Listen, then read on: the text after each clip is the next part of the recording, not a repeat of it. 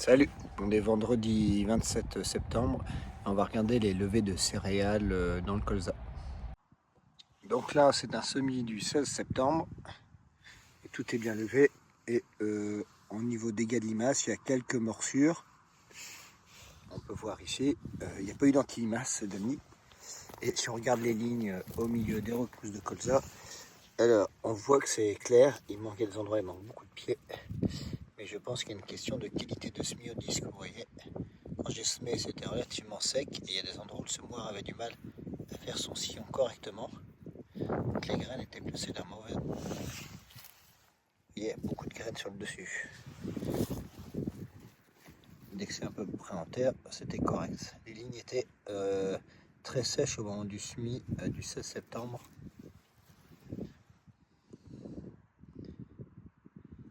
Mais sinon, au niveau des gains, on est assez tranquille.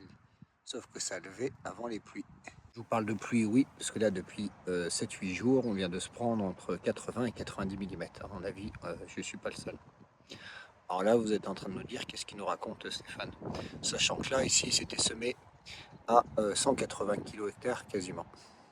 Vous m'excuserez pour la voix, le tour de plaine, les journées techniques qu'on a fait vendredi, m'a un peu fini. J'ai fini la semaine, j'ai commencé la semaine un peu, la gorge un peu prise, mais 7 heures à parler et l'après-midi sous la pluie, ça n'a pas aidé. Enfin bref.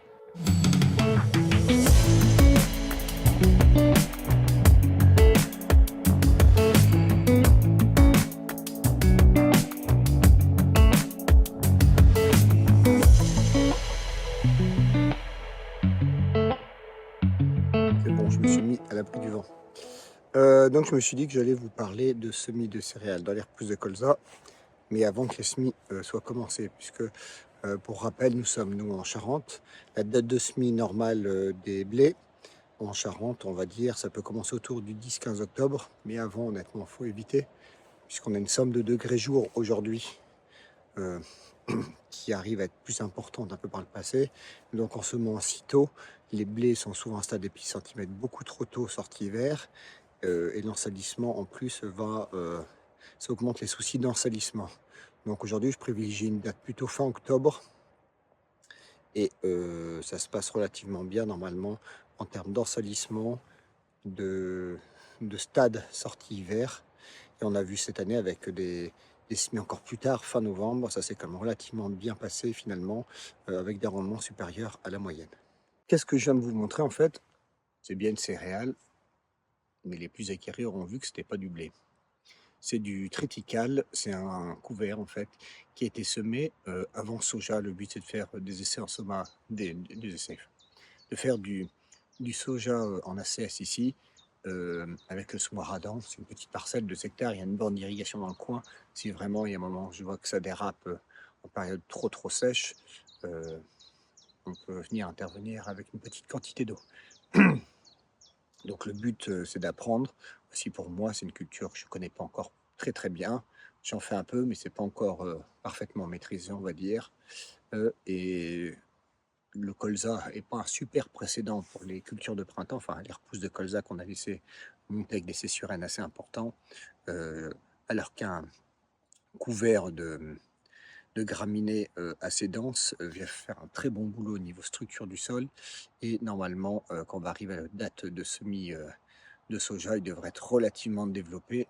Et je vais faire différents essais de destruction de semis dedans, voire simplement le coucher. Mais pour le coup, je me suis dit ça peut être sympa parce qu'on peut aller voir ces levées qui ont été déjà effectuées. On sait que cette année, on va avoir une pression limace assez importante dans les colzas. C'était assez fou, vu qu'on a conservé l'humidité avec nos pailles.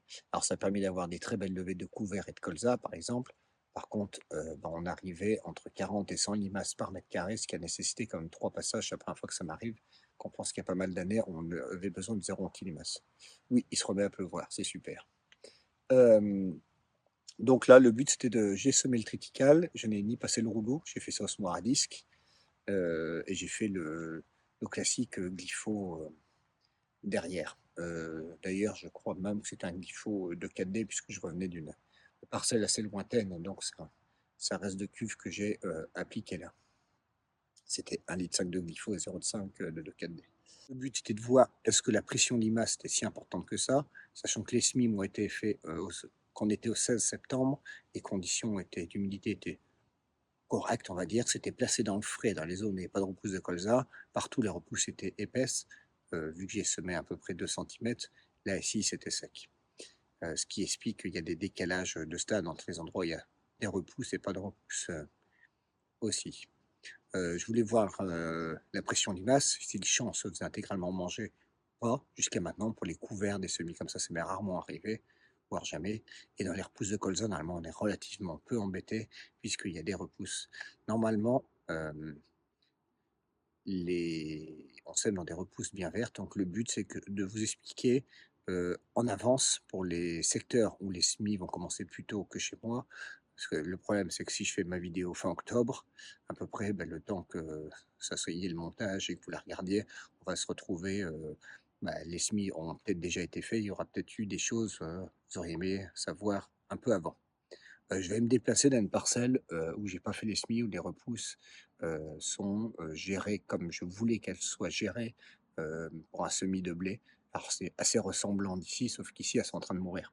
Et bien assez vite à mon goût, puisqu'il y avait du 2,4-D dedans. Sauf que là, je sais que le critical allait sortir très très vite, donc ça l'a quand même fait, c'est pas un souci. On change de parcelle, on va se retrouver dans une future parcelle de blé. J'en profite pour faire une autre prise de vue qui concerne des blés aussi de colza. Alors là, c'est un système différent, puisqu'il y aura un système travail du sol, puisqu'on est en agriculture biologique. Mais je voulais vous montrer une chose. Cette année, j'ai essayé dans ce système-là où l'azote externe vaut très cher, d'implanter un couvert après moisson de févrole, pois et vesse. Donc c'est plus ou moins présent, avec du tournesol aussi, qui est en train de commencer à arriver en fleurs. Et là, il y a un premier roulage effectué pour pouvoir vendre les fioles de blé en bonne condition pour pas que le couvert était trop bas. Donc là, on va le laisser pousser encore un peu. Et j'ai fait une zone sans couvert, on verra l'apport sur les blés. J'en profite pour traverser la parcelle pour mettre à l'ombre. À l'abri du vent, on va mettre un petit coup de bêche, on va regarder la structure du sol. Donc déjà, vous voyez l'état de surface du sol. Donc couvert de débris végétaux, il reste quelques débris de l'anté-précédent. Les vers de terre sont en fleur de sol. On n'a aucune adventice quasiment de lever dans la parcelle, j'en ai vu très très peu. Là, c'est les petits colzas qui ont levé liés au passage de herse à paille que j'ai fait mi-août à peu près. Ça a fait lever plein de graines de colza dans les trous, en fait, partout il y avait peu de repousses, ça a généré une autre levée de repousses. Donc là, on a la litière, en gros, de surface. Vous voyez, ça fait avec le développement avec les années, ça fait comme un dessus un peu cotonneux. Et c'est bien ici qu'on va que les intempéries opèrent, c'est-à-dire c'est ce qui fait un peu matelas de surface entre les excès d'eau, les UV et tout ce qui peut agresser un sol et la vie qu'il abrite. Et donc c'est vraiment cette partie-là qui fait barrière et qu'on travaille à conserver avec le temps. Pour certains, je sais que ça peut être un peu difficile psychologiquement de garder ça en surface au début, parce qu'on est habitué les premières années au début à avoir un sol nu avant de faire une opération de semis. Vous apprendrez avec le temps et l'habitude, j'espère pour vous, que plus vous verrez ça dans vos parcelles, mieux vous comprendrez que ça va mieux se passer pour l'avenir.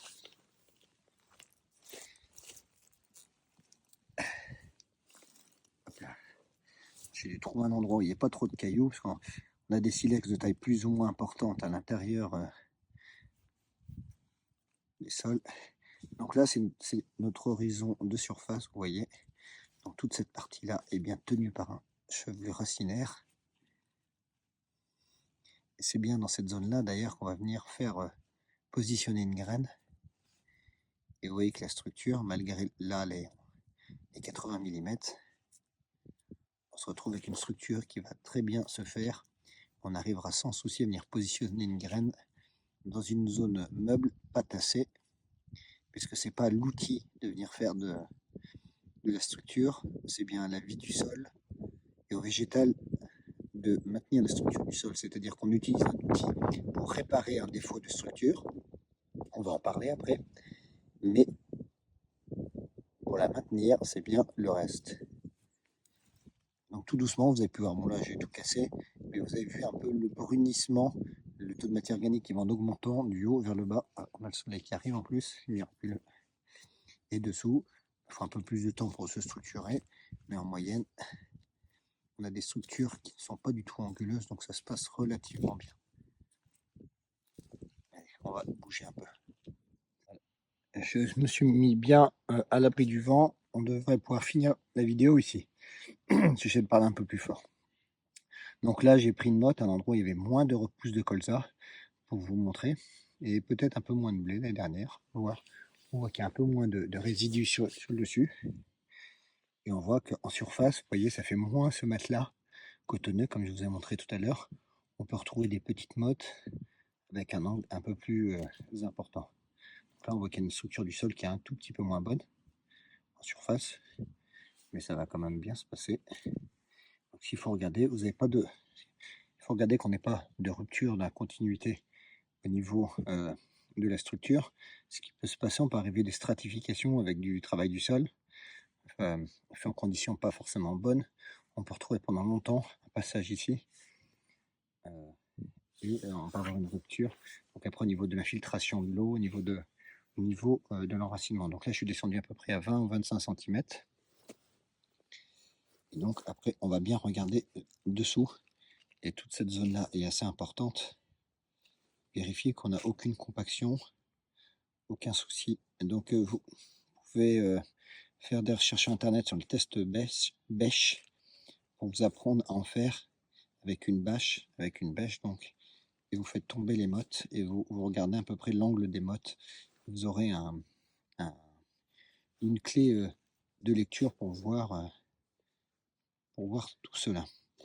Pourquoi je vous parle de ça maintenant? C'est qu'avant même la partie semis, on peut parler travail du sol ou non, puisque c'est une question qui revient un peu souvent, même dans le groupe que j'ai eu mardi. Question qu'on me pose et que les agriculteurs se posent, et c'est tout à fait légitime. Est-ce qu'on a besoin de faire une opération de travail du sol avant le semis du blé? On laisse passer les voitures. Beaucoup de gens parlent de fissuration. Alors des fois en bien, des fois en mal, ou peu importe. C'est-à-dire c'est un outil, c'est une opération qu'on a dans notre caisse à outils, dans notre disponibilité. Et après, c'est une observation, c'est bien nos observations de terrain qui doivent nous dire est-ce que c'est une opération qui est essentielle ou non. C'est pas le fait que les gens parlent autour de nous, que le voisin fait de la fissuration ou quelqu'un qu'on suit fait de la fissuration, que chez nous on doit se dire bah oui, moi aussi il faut que j'en fasse parce qu'à mon avis le sol a dû se tasser ou autre. Le but c'est bien de faire des observations de terrain. Alors vous avez différentes façons. Vous pouvez creuser une fosse, vous pouvez extraire un morceau de terre avec le télescopique. Alors je le fais rarement, je connais pas trop honnêtement la partie là. À mon avis, il faut réussir à pas trop abîmer la terre en la sortant. Déjà avec une bêche, vous pouvez descendre au moins à 25 cm, vous pouvez regarder de manière régulière partout. Et je trouve il y a aussi un bon indicateur, c'est le développement de votre culture, de vos couverts, les opérations que vous avez fait après. Par exemple, l'année dernière, j'avais des colzas, 75% des colzas sont en semi-direct, et il y en avait à peu près 25% en strip-till. On a passé un hiver relativement humide, comme vous tous, à peu près 1000-1200 mm. Et donc, si la structure s'était abîmée, on aurait pu imaginer de voir une lecture différente du développement du blé selon les zones, que ce soit en semi-direct ou au strip-till, ou même derrière un tournesol, entre un tournesol TCS ou au strip-till, par exemple.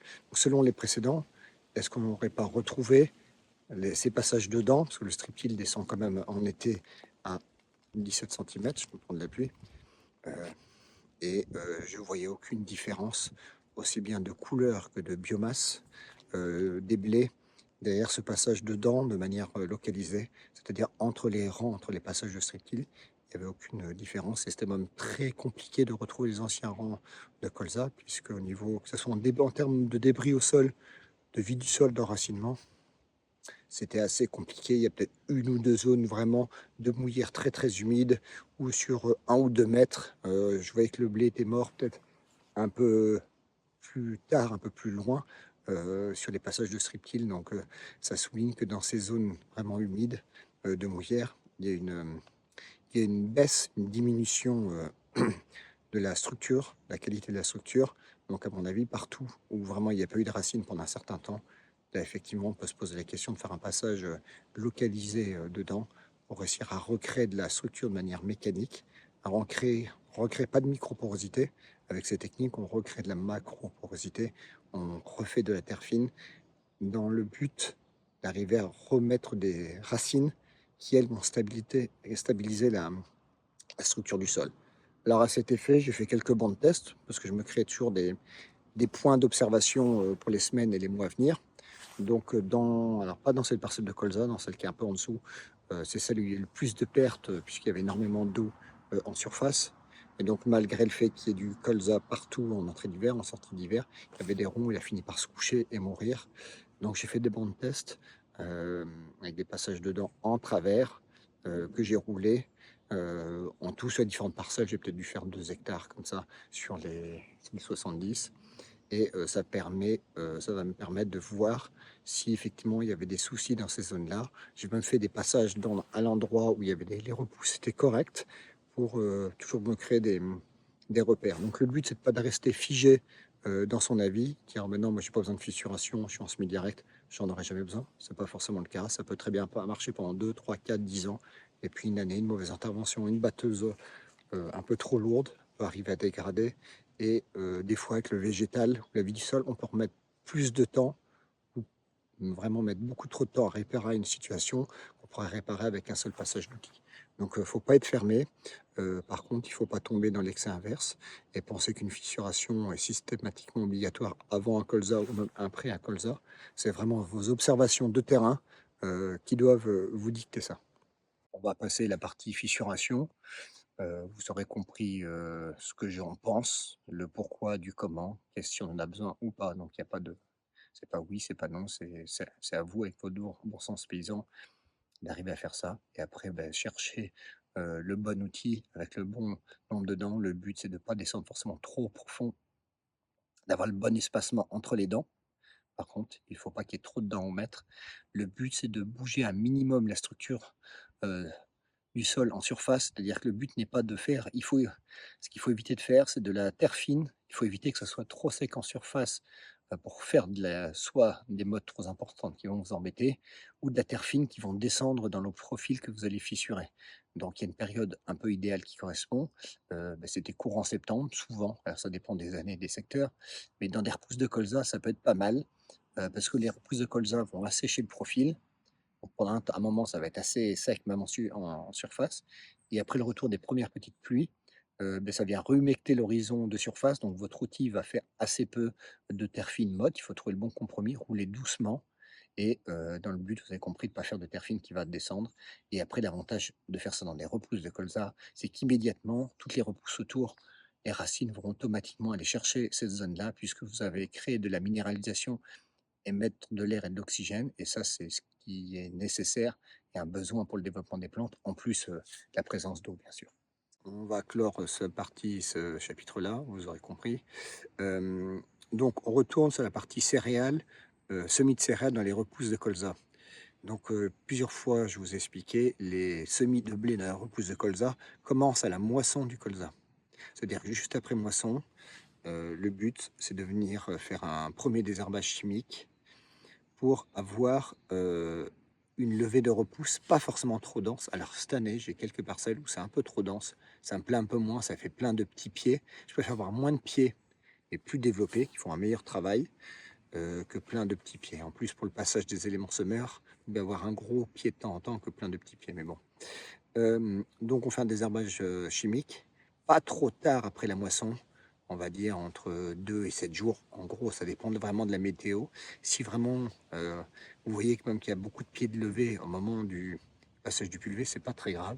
La plupart du temps, vous aurez quand même une autre levée qui peut venir, qui peut mettre un peu du temps à venir. Alors des fois, l'air sapa, peut aider pour ça, mais il faut impérativement que ces repousses soient propre. On ne laisse pas la crasse en place qui est au moment de la moisson dans les repousses de colza.